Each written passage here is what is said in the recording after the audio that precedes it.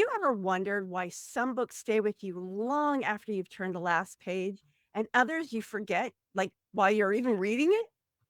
Well, I'm going to be sharing with you in this episode some tricks and tips that you can implement that will help your readers not only engage more deeply with your book, but also remember and transform their lives. Because if you're writing a book to grow your business, it's not all about your business. You want to help people transform in some way, and your book can do that, especially if you use one or all or some of the 9 special psychological hacks I'm going to be sharing with you in this episode. So stay tuned. Are you an entrepreneur, small business owner, or consultant looking to boost your authority, influence, and impact? The Author Switch podcast with best-selling, award-winning author Carma Spence is your answer. Tune in for actionable advice, powerful strategies, and engaging interviews to turn on your author switch and take your business to the next dimension. The Author Switch. Hello, and welcome to the Author Switch podcast. My name is Carma Spence, and I help entrepreneurs write, launch, publish, and market their business growth books. And you can write and launch one in 90 days or less. I can help you do that.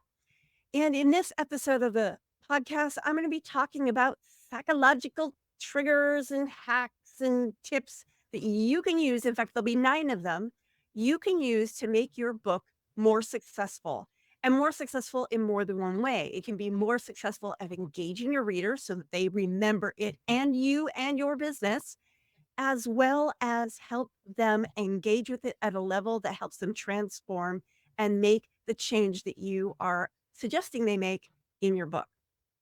So let's get started.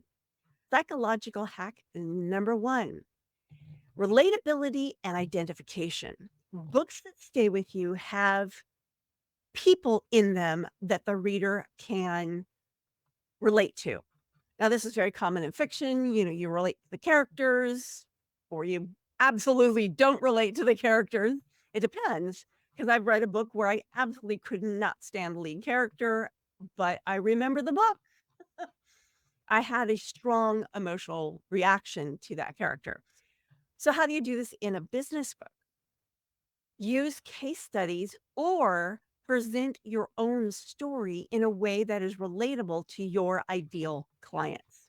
That means telling your before and after and make it sound very similar to the before and after that your potential client is beforeing right now and aftering that they want. That's psychological trick number 1. Psychological trick number 2, and that is emotional resonance. Books that evoke strong emotions lead to a deeper engagement and are more memorable and have more impact on the reader. Like I was telling you, the book I was talking about was The Mists of Avalon. I couldn't stand Guinevere. I just thought she was a hypocritical expletive. I this is a clean podcast. I don't swear on it. And yeah. Anyway, really strongly reacted against her. And that's because the author really made a deeply emotional, resonating character that I just was repulsed by. I'm not saying you want that in your business growth book. In fact, you absolutely do not. But if you can create a narrative within your book that evokes an emotion, one of my mottos is if you don't inspire, you expire. And what I mean by that is that if your words don't inspire a reaction, inspire an emotion, inspire something, you won't be memorable. You expire. And if you want to know the story behind that motto, go to karmaspencewriter.com. The story behind it is right there on the homepage. Psychological hack number 3, transformation arcs. Readers are often drawn to characters, people who undergo a significant personal growth transformation, reflecting their own desires for change. And I mentioned that just a moment ago.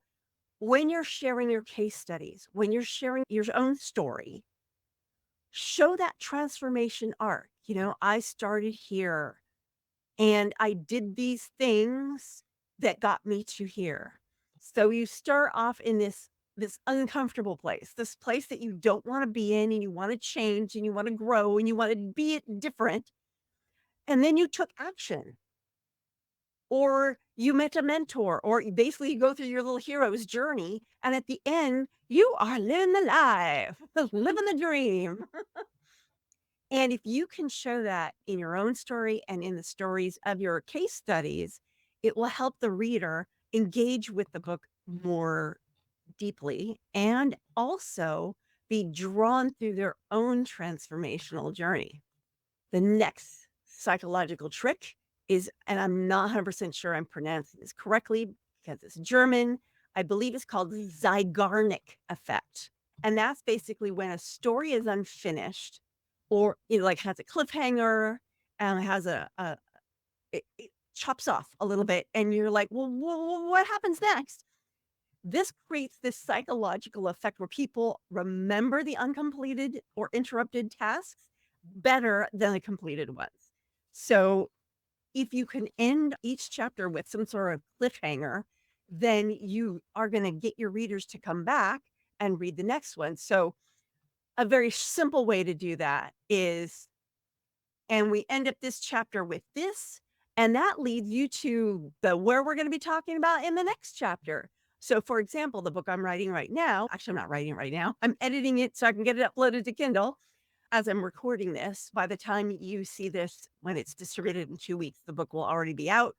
But it is talking about the 5 phases of bookmarking. Well, at the end of each chapter, there's this little indication like, now that you've finished this, you're going to want to go into the next chapter or something to that effect. So it keeps you going through and hopefully my intention is for you to successfully go through the entire book marketing journey and be successful with your book.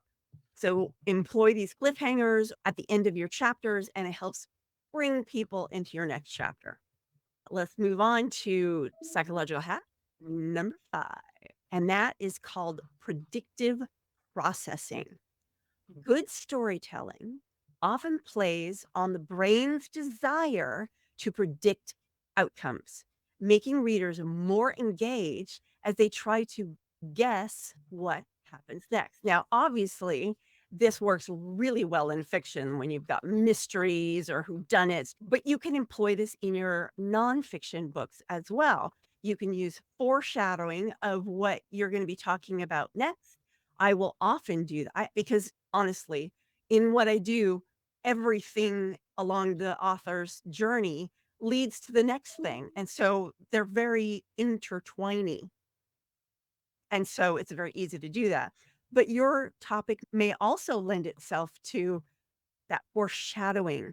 You can also do things that keep your readers guessing, and it enhances the stickiness of your narrative, and it encourages a thorough reading and a higher likelihood of actually purchasing. So the way this not only gets people to read, but you can also employ it to get people to be more curious about what the next step with you is by dropping little hints about, oh, and I do this in my program.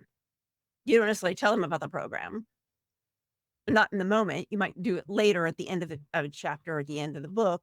But if you drop hints throughout the book about how people who work with you have experienced these various things by going through this program or being in my membership or whatever it is that you offer.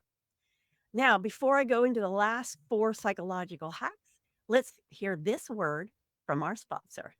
In a world where the pen is mightier than the sword, one entrepreneur embarks on the ultimate quest to conquer the blank page and unleash a book that will change the game forever. Armed with Carma Spence's masterful strategies, our hero faces down deadlines, battles self-doubt, and navigates the treacherous waters of publishing, all in a race against time to bring their message to their ideal clients. The journey of 1,000 pages begins with a single word. Are you ready for your adventure? You can make it to the finish line. The saga begins now on Amazon. Hello, and welcome back to the Author Switch podcast. My name is Carma Spence, and I help entrepreneurs write and publish a lead and client attracting book in 90 days or less. Now, before the break, I shared with you the first 5 psychological hacks, which included relatability and identification, emotional resonance, transformation arcs, the Zeigarnik Effect, and predictive processing. Now I'm going to share with you the last 4 of the 9 psychological hacks that I am sharing with you in this episode. So the next one is the paradox of choice. This one's kind of juicy. Offering too many choices can overwhelm your readers, whereas a focused through line with clear decisions enhances satisfaction. So keep your books focused on one thing, or at least your chapters focused on one thing, so that your readers are only having to focus on one thing at a time. Because the more information you give, the less likely they're going to move forward with you because they're just going to go, I'm so overwhelmed. That's why each of my books focuses on one piece of the author's journey. So, book number 1 focused on coming up with the right idea. Book 2 focused on creating the outline. Book 3 focused on that messy middle where you're writing, editing, publishing. I suppose I could have done 4 books, except they would have been really short. It was already a short book with all 3 combined. Book number 5 is probably about twice as long as all the other 3 books individually. And that's because it covers the 5 phases of book marketing. And then the 5th book will talk about how you pull all that together to build and grow your business as an author or author entrepreneur or entrepreneur, whichever term you prefer. I like author. That's why I created it. Anyway, so each book focused on one little thing. I could have written a big tome that covered the entire journey and no one would read it, or they'd start reading it and not get through it. Anyway, so if you can keep your books focused and direct and provide clear calls to action, like sign up for more information or book a consultation, which can help convert readers into clients. Psychological hack number 7, that is shared human experience. Now you're going to notice that some of these like overlap a little bit because the human minds may appear to be kind of complex, but honestly, we're all kind of simple. We all want the same things. So, best-selling books often tap into the universality, into universal truths or experiences, creating a bond among readers and a sense of belonging to a larger narrative. So, for example, have you ever read Moby Dick? I actually haven't, but I've seen the movie a few times, and I know the general story. And even though I did not live in that time, I have never hunted a whale ever. I've never been on a boat that goes around killing animals. And yet, the universal truths of revenge, even though I've never sought revenge, I've known people who have. And so I could relate to being around a person who's so bent on revenge that their entire life's destroyed. I can relate to some of the other characters in the book. So in your business book, you want to tap into the universal truths, which are basically principles. If you can boil what you talk about down into principles rather than specifics in this day and age, then your book will not only create a legacy, but also engage your readers more and help them transform their lives through your information. Number 8, and that is mirror neurons at play. When readers engage with a story, their mirror neurons, which respond to observed actions, activate. It's really funny how the brain activates whether the experience you're having is real or imagined. The same neurons go. So basically, when they're reading, these mirror neurons are activated and it makes them feel like they are living the experience that you are explaining.